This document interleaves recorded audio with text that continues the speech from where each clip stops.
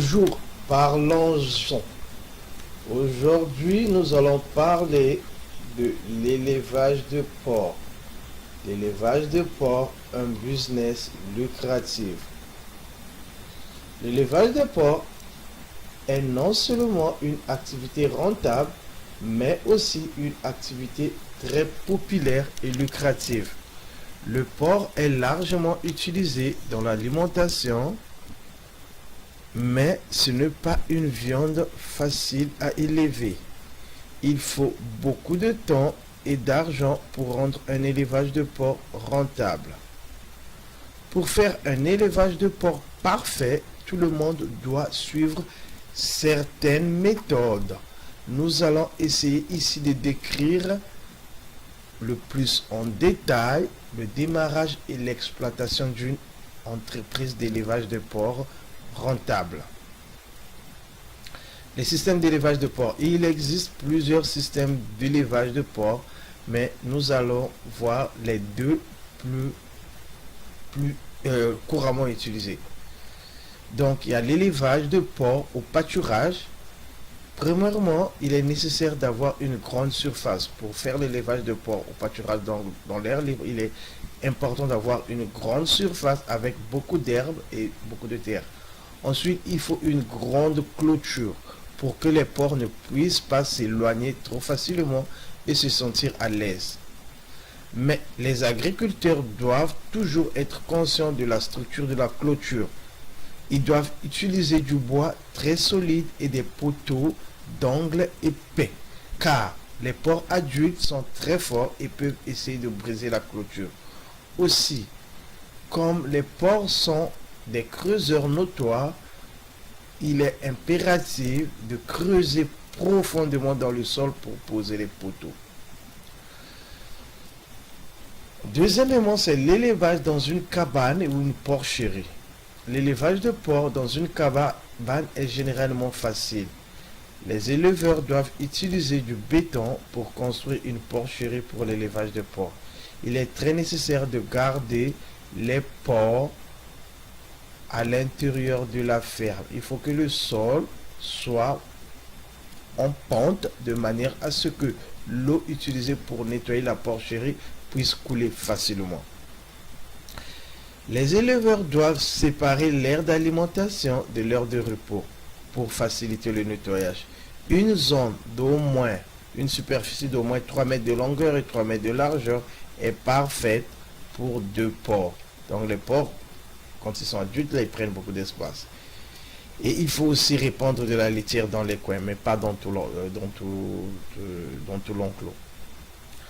Les races de porc. Il existe de nombreuses races de porc dans le monde entier, mais nous pouvons, c'est conseillé aussi de choisir des races locales qui sont facilement disponibles dans votre région et qui sont adaptées à votre climat. Mais parmi les races les plus répandues et très populaires, nous pouvons citer le Large White, le Yorkshire, le Duroc, le Landrace, le Hampshire et le Berkshire. Avez-vous entendu un nom français? L'alimentation des porcs. Le porc doit être vraiment bien nourri. Il doit avoir dans l'aliment de porc au moins 18% de protéines brutes. Le porc consomme à peu près 4 à 5 plus qu'il devient âgé là, puisqu'il est adulte, il consomme beaucoup, donc au moins 5 kg de nourriture par jour. Ainsi, il pourra vous donner un poids à peu près de 80 kg au bout de 6 mois. Les maladies et la santé. Les éleveurs doivent être conscients des symptômes et des maladies des porcs, comme le manque d'intérêt pour la nourriture, la diarrhée, l'écoulement des yeux, le toux excessif, la hernie, la peau sèche, les taches irrégulières sur la peau, les poils excessivement longs, la présence d'une colonne vertébrale, etc. Si le porc a une diarrhée aiguë, surtout les porcelets, après disons la maternité là, quand ils commencent leur sévrage là, ils peuvent facilement quand ils commencent à manger la première nourriture de démarrage, là, ils peuvent facilement faire des diarrhées. Donc, quand vous voyez que le porc a la diarrhée aiguë, il faut aussitôt appeler le vétérinaire, ou bien même si vous pensez le traiter vous-même, il faut le faire aussitôt, il ne faut pas perdre le temps. Parce qu'un traitement, le porc doit avoir un traitement approprié. Si les porcs vont être déshydratés et ils peuvent perdre rapidement leur poids. Et cette situation également peut entraîner la mort.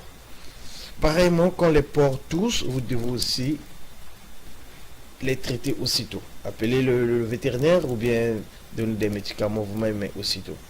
Souvent, ils toussent, les porcelets, quand il fait froid, quand on n'a pas bien chauffé. Parce que les porcelets, ils ont besoin de la chaleur, mais les porcs adultes, ils ont plus encore besoin. Ils ont besoin de l'humidité, de la fraîcheur.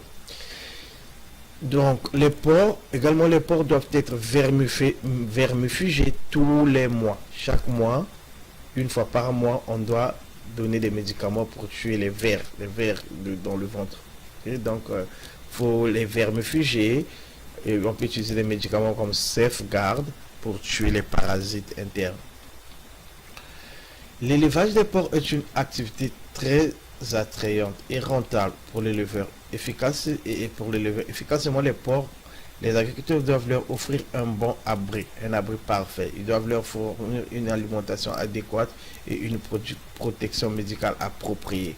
Parce qu'il y a aussi les vaccins qu'il faut faire.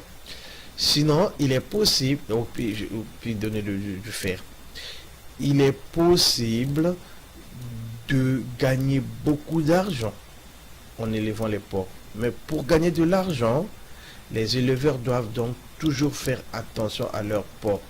Même si l'élevage de porcs n'est pas une tâche facile, mais c'est une activité très intéressante.